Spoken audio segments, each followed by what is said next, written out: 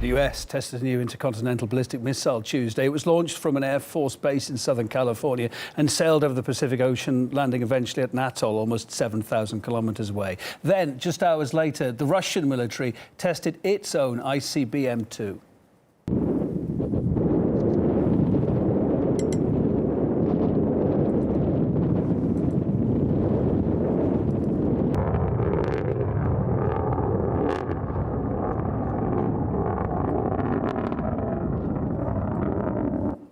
Although the launches have been described as routine, they come, of course, as fears grow over the potential for a nuclear arms race following the suspension of that key missile agreement on Saturday.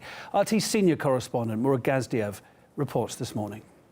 The INF Treaty was a pillar of global security, not only because it resulted in the removal of missiles and launches from Europe, but also because of what was removed. Short-range nuclear missiles, highly mobile, incredibly quick, both to launch and their speed, much cheaper than huge strategic nukes. Everyone was always on the edge with short-range nuclear missiles around. They could strike in an instant, barely any warning. For more than 30 years, they were gone. But now, those missiles are coming back, unless we get a new deal. I hope that we're able to get everybody in a very big and beautiful room and do a new treaty that would be much better. Not everyone wants a new deal. Some see this treaty collapse as an opportunity. More funding, more R&D, more, better short-range missiles.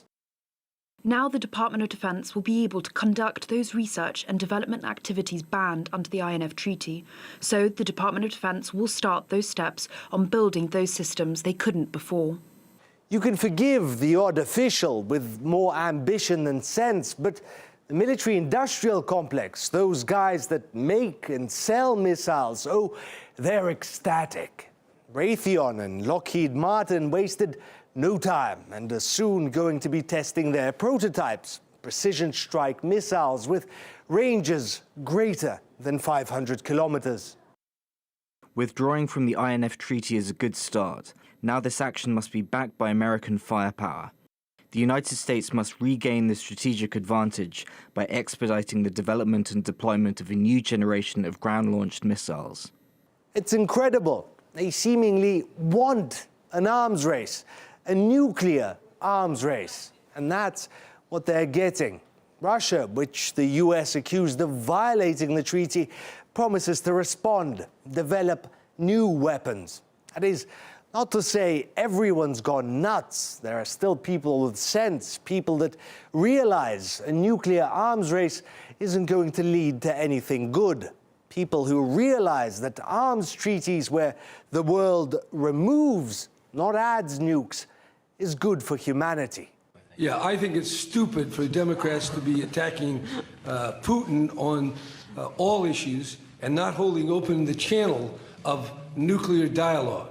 Yes, deal with the issues in Syria and killing diplomats and Ukraine and Crimea and all the rest of that. But that doesn't warrant a nuclear blunder that kills billions of people or millions. So, yes, whether you're a Democrat or Republican or somewhere in between, we need to have dialogue.